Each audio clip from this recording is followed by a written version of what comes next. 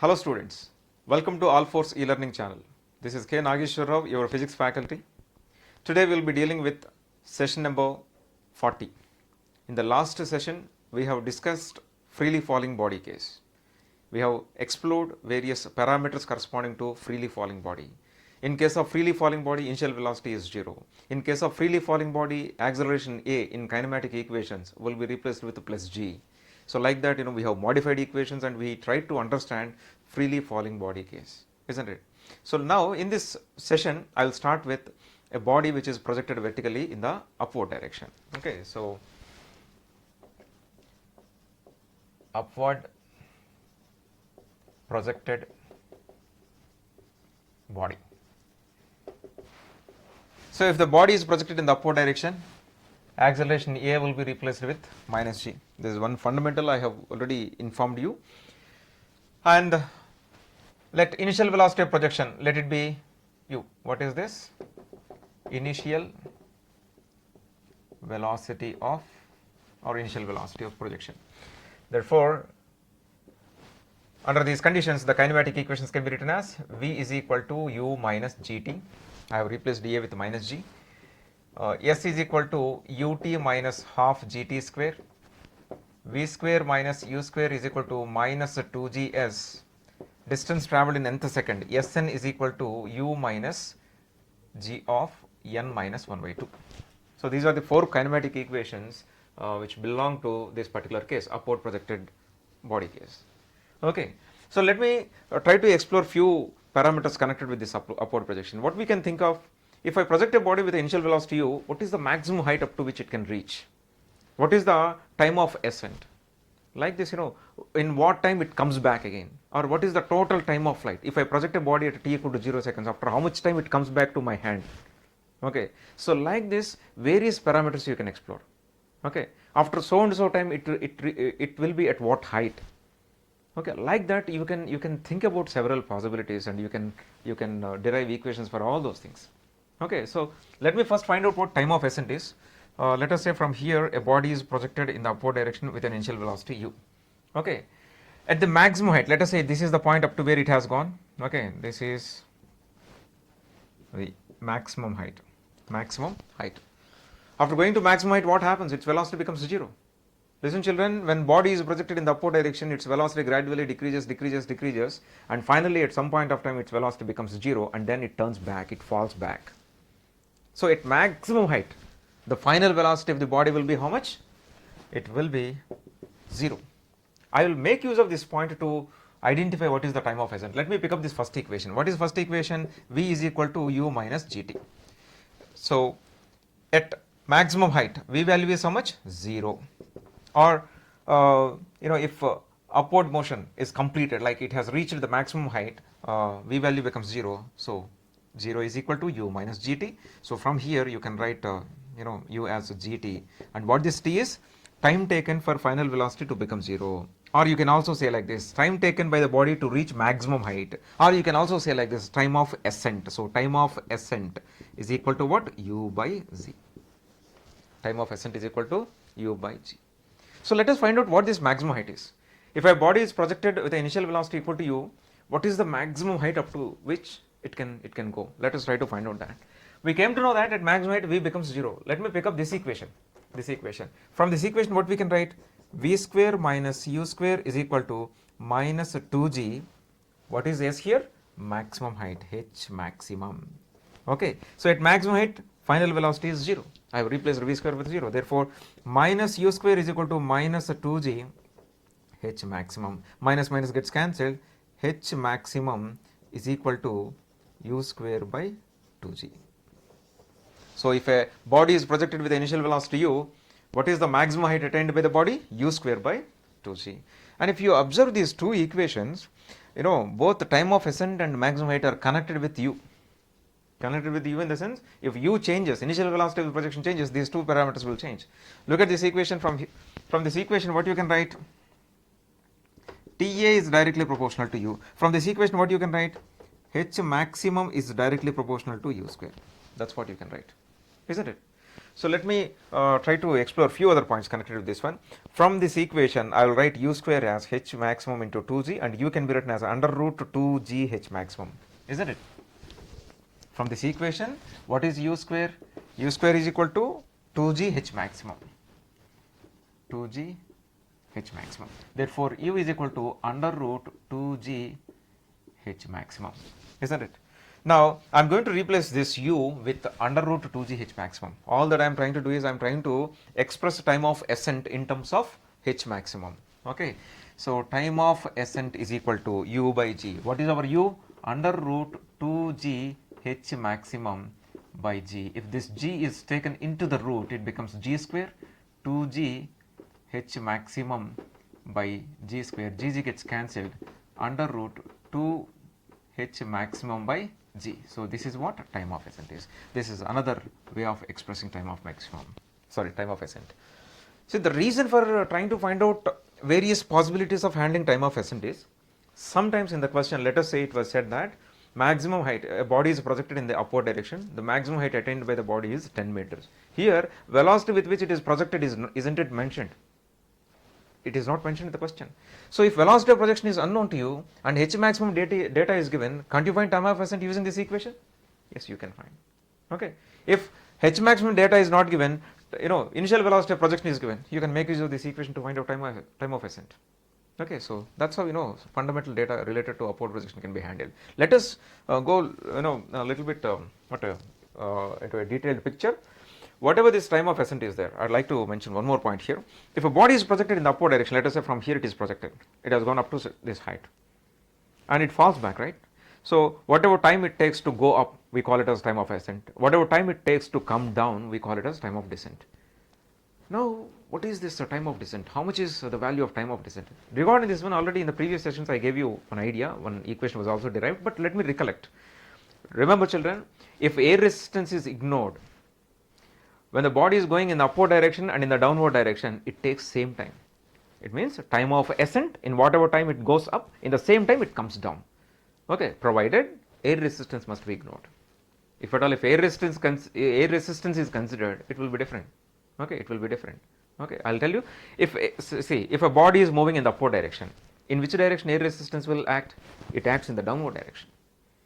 Already gravitational force is pulling it down, and air resistance is also opposing the motion in the downward direction. It is acting in the downward direction. So, more, when the body is going in the upward direction, it is opposed more.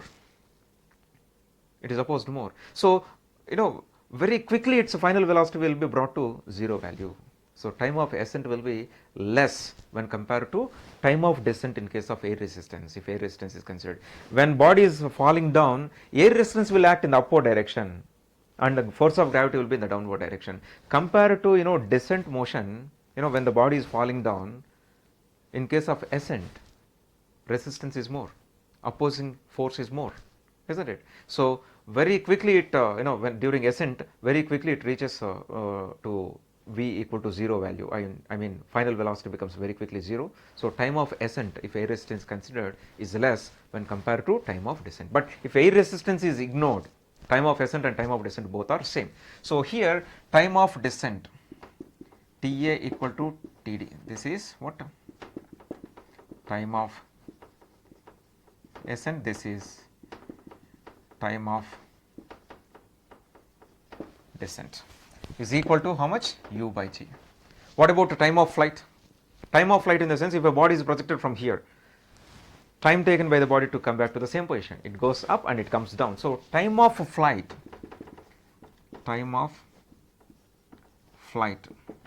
T can be expressed as Ta plus Td. Here both are same, U by g plus U by g, 2U by g. Even this time of flight is also directly proportional to what? Initial velocity of projection. It means if you use more initial velocity of projection, it takes more time to come back to the initial point. Okay. Now, let us try to find out what is the distance travelled by the body in the last second of its ascent. Last second of ascent.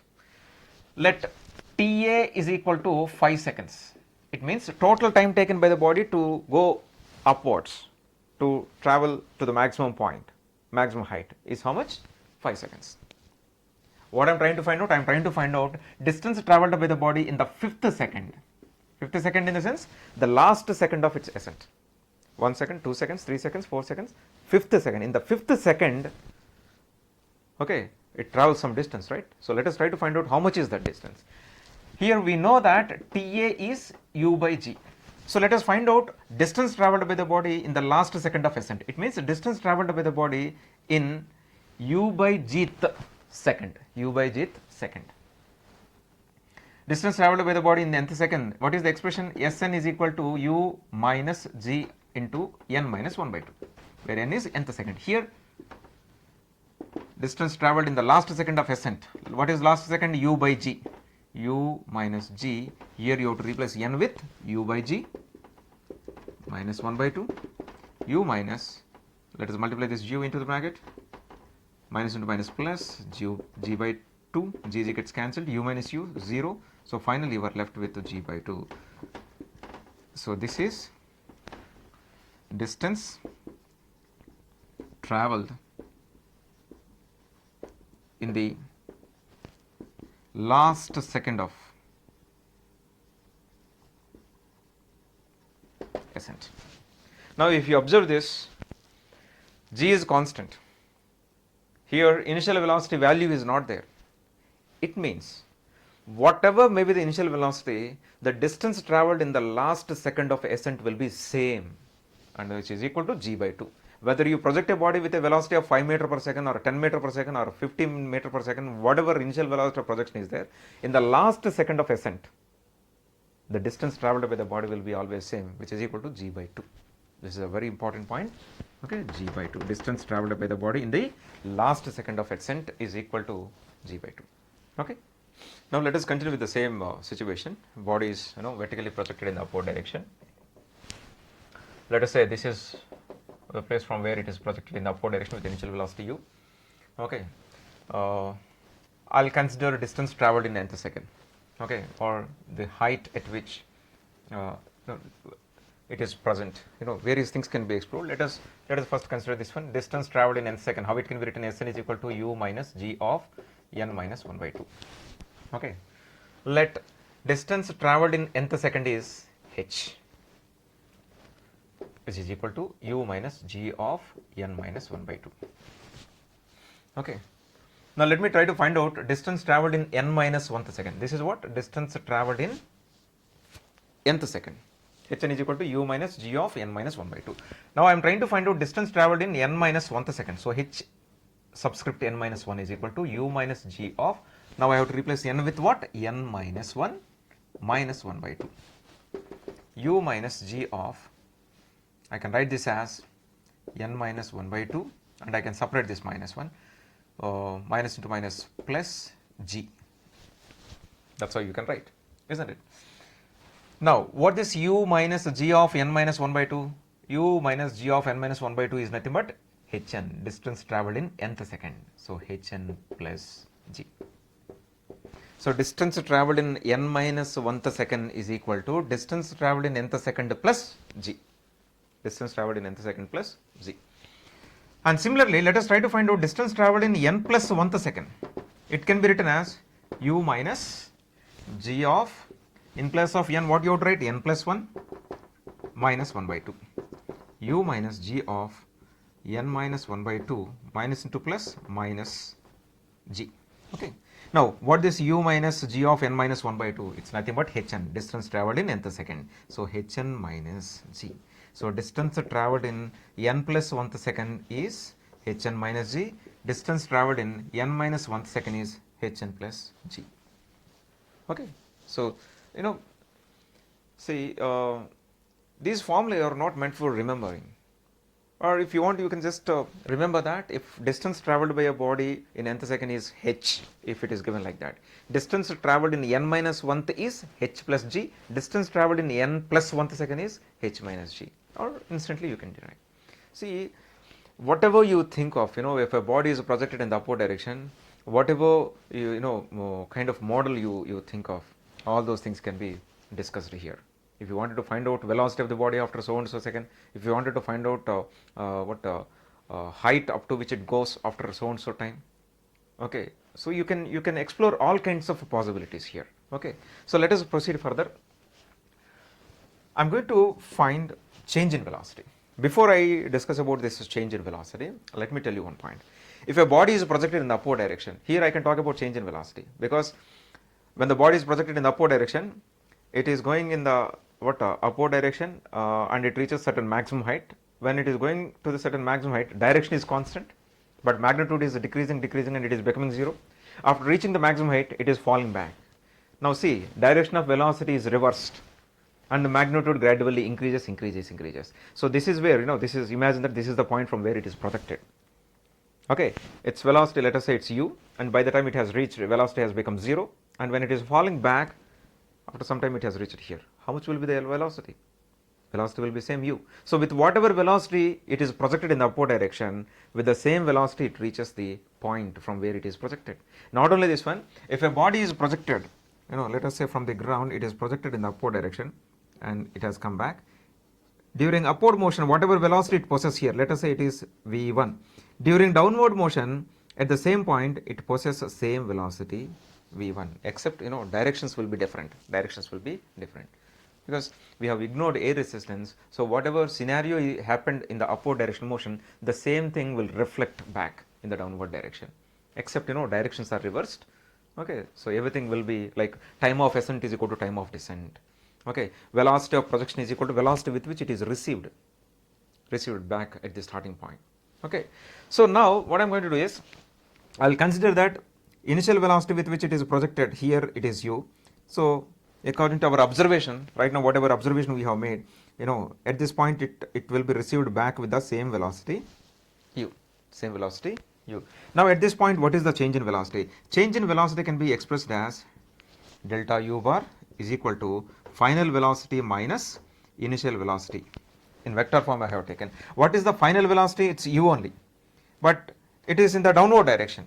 If you imagine a y-axis here, and if this is taken as origin, upward, you can take it as positive y-axis. In the downward direction, you can take it as negative y-axis. So along the negative y-axis, whatever velocity u is present, you can take it as minus u. You can take it as minus u bar, minus, this is what? u1, initial velocity. Initial velocity is in the upward direction. So plus u bar. So minus u bar, what you will get? Minus 2u bar. Okay, so change in velocity is equal to minus 2u bar. Magnitude of change in velocity is 2u. And what this negative sign indicates? This negative sign indicates that change in velocity is in the downward direction, because in the downward direction, what sign we have attributed to the downward direction? Negative sign is attributed to the downward direction. So finally, if you are getting negative sign here, whatever this change in velocity is there, that is also in the downward direction. So here, remember children, change in velocity is in the downward direction. Sometimes even these points will help us to face questions, conceptual questions, or even numerical problems also. Okay, change in velocity in downward direction, change in velocity in the upward direction. Okay, so like that, you can have options in the question. Okay, so these are few details about this one. Now I'm going to consider one more possibility. Okay, see this one. Let there is a tower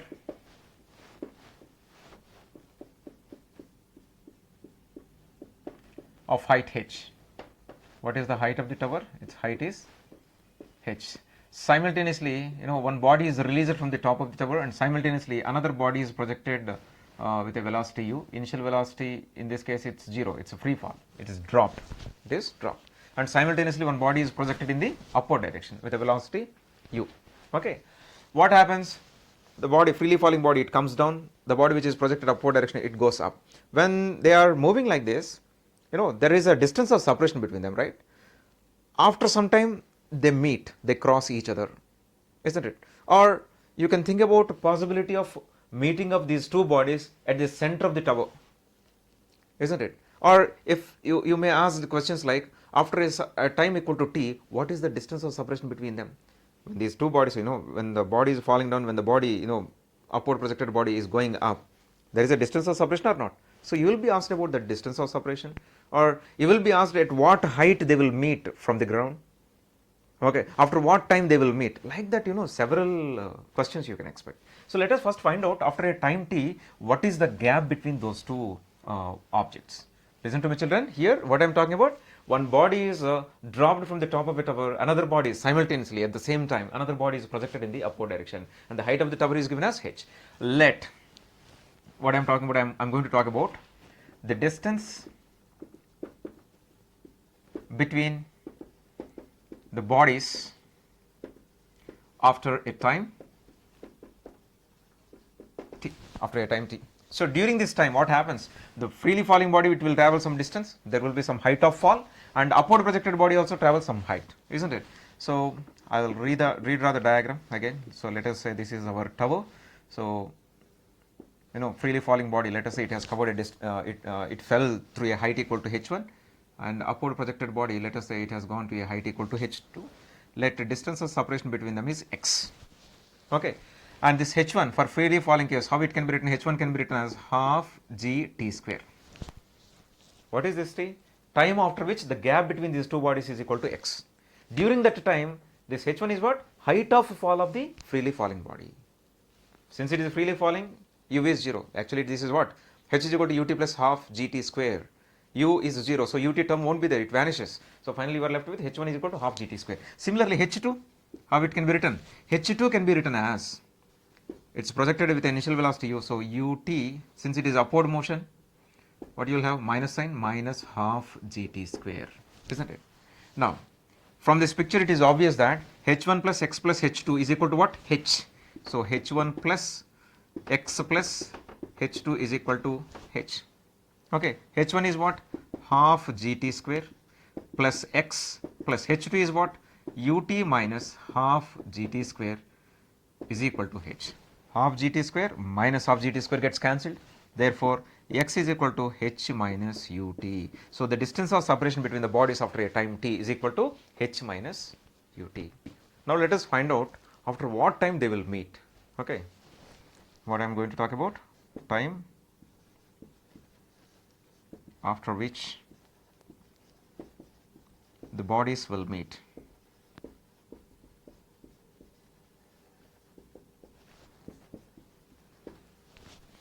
When they meet with each other, what will be the distance of separation between them?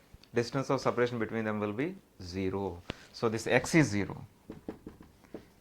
If x is 0, from this equation what you can write? H minus ut equal to 0. That implies time after which they will meet is equal to h by u. Time after which they meet is equal to how much? H by u. Let me draw the diagram. Let us say this is our tower of height equal to h. Let us say somewhere here they are meeting. This distance, height of fall of the freely falling body, let it be h1, and height reached by the upward projected body, let it be h2. Let it be h2. So this is where they are meeting. After how much time they are meeting? They are meeting after a time equal to h by u.